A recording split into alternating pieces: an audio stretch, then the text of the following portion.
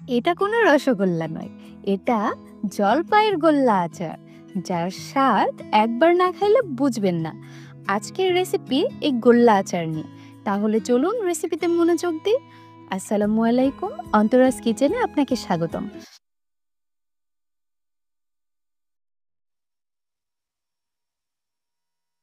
আজকের রেসিপিতে থাকছে তেল ছাড়া জলপাইয়ের গোল্লা আচার। এই আচার বানানোর জন্য লাগবে 1 কেজি জলপাই। জলপাইগুলো ভালো করে ধুয়ে একটা পাতিলে লবণ, হলুদ আর পানি দিয়ে সেদ্ধ হতে দিব। জলপাই সেদ্ধ হতে থাকুক, জলপাই সেদ্ধ হতে থাকুক। আমি এই ফাঁকে আচারের মশলা রেডি করে নেব। মশলার জন্য নিচ্ছি 1.5 টেবিল চামচ পাঁচফোড়ন, 1 চা চামচ করে জিরা, মৌরি আর ধনিয়া, 10-12টা শুকনা মরিচ। একটা প্যানে শুকনা মরিচ একটু ভেজে নিয়ে দিয়ে দিব বাকি মশলাগুলো। মশলাগুলো ভাজার সময় যখন সুন্দর ঘ্রাণ বের হবে তখন চুলা বন্ধ করে দিব।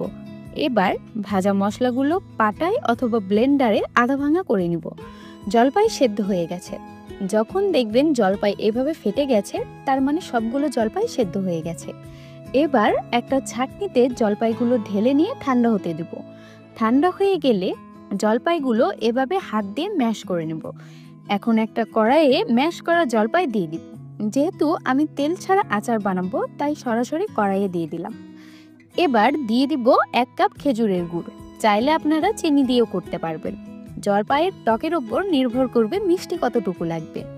এবার জলপাইয়ের সাথে গুড় ভালো করে মিশিয়ে নিয়ে দিয়ে দিব 3 টেবিল চামচ ভাজা মশলা ও 1 চা চামচ মরিচের গুঁড়া। আপনারা চাইলে এখানে কাশ্মীরি রেড চিলি দিতে পারেন।